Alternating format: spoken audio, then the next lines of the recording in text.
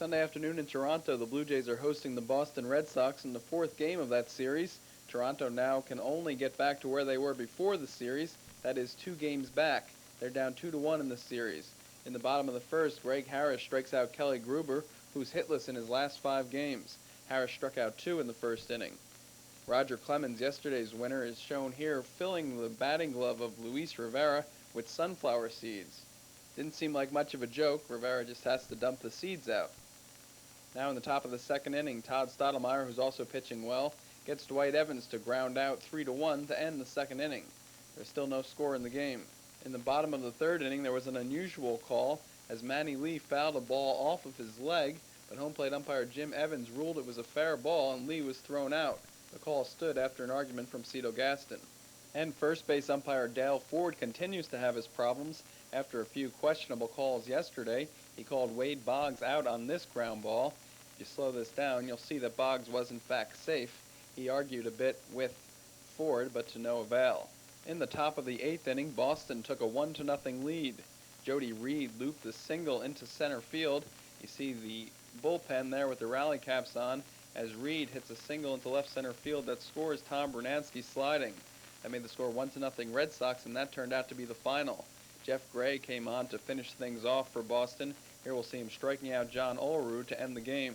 The final 1-0 Boston. The winner Harris is 11-5. The loser Stottlemyre is 11-14. Gray picks up his 6th save as Boston shuts out Toronto for the 3rd straight time and goes 3 games up in the AL East. Well, we certainly didn't hit. We pitched pretty good, but we didn't hit the ball. I mean, shut out 3 days in a row. I know that's some sort of a record for this ball club anyway, since I've been here anyway. I think that the whole series has been a well-pitched series on both sides. I don't think you can look any way about it. Pitching was outstanding in this series, and to me, it came down to the 8th inning of the day where I feel like, I made the mistakes. I had a leadoff walk and then threw a ball away on a pitch out, and that was the difference in the ball game. I had every pitch. I had inside, corner, outside. I was mixing them up real well. I was just throwing ahead all day. I was just able to challenge them and make them swing at the pitches that I wanted them to, and like I say, I had good location also.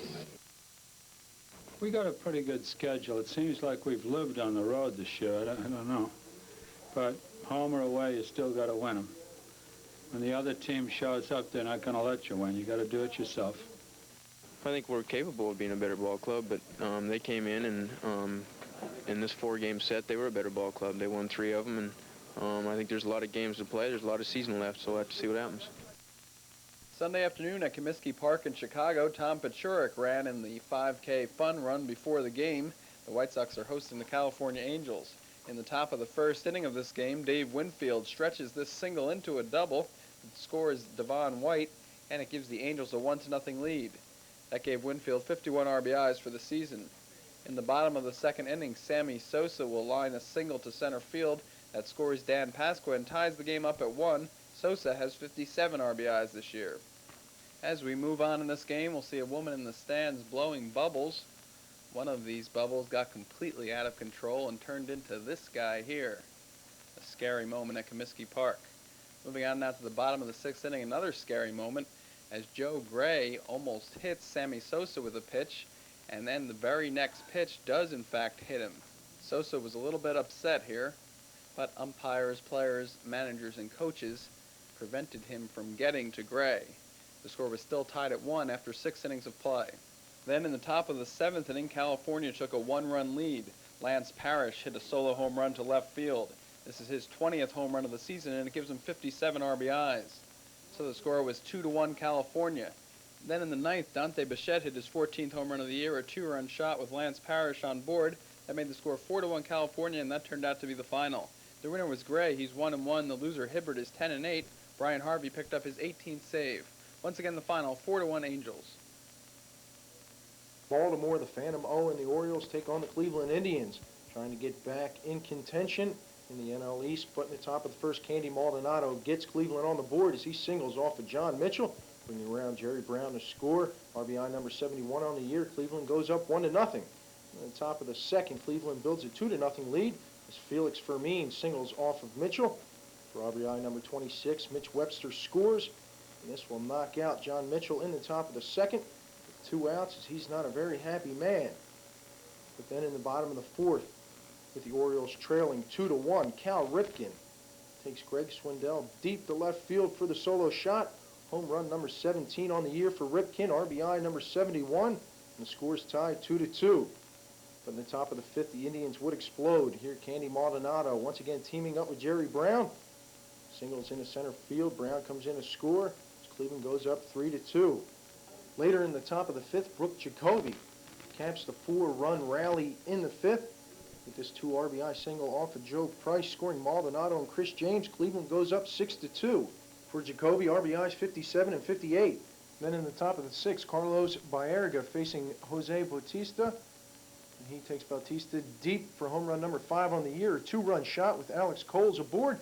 Cleveland jumps out to an 8-2 lead. Not many of the Baltimore fans could take much more. In the bottom of the eighth, Ron Kittle does get his first home run as an Oriole. Here facing Jesse Orozco, he goes deep for home run number 18 on the year. And this would make it finals. Cleveland goes on to win 8-3. Greg Swindell goes 7 innings for the win. He's 10-7. Joe Price, the loser, drops to 2-3. Red Hot Brewers in New York trying to sweep a 4-game series from the New York Yankees. The top of the second, trailing 1-0. Rob Deere goes deep off of Chuck Carey for his 26th home run of the year. This one a bomb off the upper deck facade. Milwaukee ties the game 1-1. At the top of the fourth, Milwaukee keeps on playing long ball as Dave Parker facing Chuck Carey. And he just reaches out and kind of slaps this ball over the right field fence. Jesse Barfield goes back, just can't get to it. As Milwaukee jumps out to a 2-1 lead. Parker gets his 18th home run of the year, and RBI number 82. In the top of the sixth, the Brewers keep playing home run derby off of Chuck Carey. This time it's Mike Felder's turn. He turns on this Carey pitch. Zokar watches the ball take off as Felder hits his 3rd home run of the year, and Carey can't believe he let up another bomb as Milwaukee jumps out to a 3-1 lead.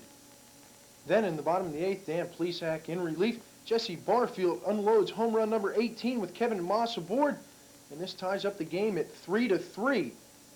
As we take another look at Barfield's reaction as he rounds first base, the score is tied New York and on into extra innings at 3-3.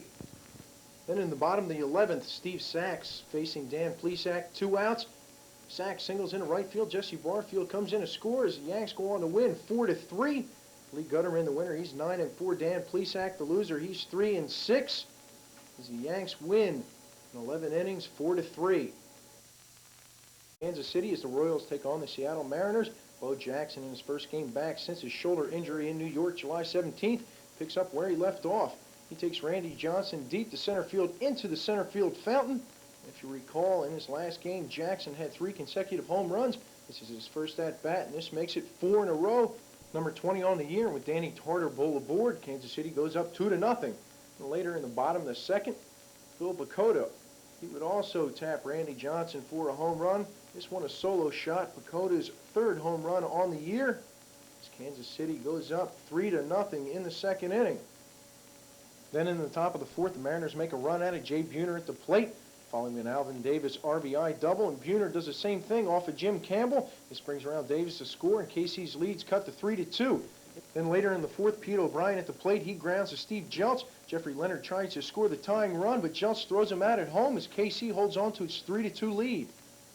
In the bottom of the seventh, Brian McRae stepping to the plate on the eve of his 23rd birthday, facing Keith Comstock. And he takes Comstock deep to left field for his first ever Major League home run, and this is a 3-run shot with Bakota and Seitzer aboard, and Kansas City takes a healthy 7-2 lead. Lo and behold, the cameraman around the 7th inning fishes out that Bo Jackson bomb from way back in the bottom of the second. Now, hot one tonight in the state of Texas. Game time temperature of 101 degrees as the Texas Rangers play host to the Minnesota Twins. Pick up action in the bottom of the second inning. Julio Franco will hit a double to the gap in right center field. He will try to stretch it into a triple, but Shane Mack with a gun out there in center field guns him out at third base for the second out of the bottom of the second inning. This game would be a real pitcher's duel tonight in Texas. Move on now to the top half of the third inning. Greg Gagne at bat, and he will go down on strikes. Bobby Witt, his second victim of the evening, is Mr. Gagne, and that's for out number 2 of the top half of the third inning. In the bottom of the 5th inning, Paul Abbott will also pitch just as well as he strikes out Gary Pettis for his 4th strikeout of the ball game. And there was not much to do in this ball game, especially for the fans, as this mother and daughter play patty cake. In the bottom of the 8th inning, Ruben Sierra will go down on strikes. And this ends the bottom half of the 8th inning. Paul Abbott went 8 complete innings, striking out 8 batters. Then in the bottom of the 9th inning, with no men out, Pete Incaviglia lifts a sacrifice fly into right field. Julio Franco will tag up and score from third base. That's the only run in this ball game, as the Texas Rangers win it by a score of 1-0. Bobby Witt goes all the way as he strikes out 8 batters for his 10th straight win. His record is now 13-8. Terry Leach is given the loss. His record drops to 2-5, as once again the Texas Rangers win it tonight by a score of 1-0.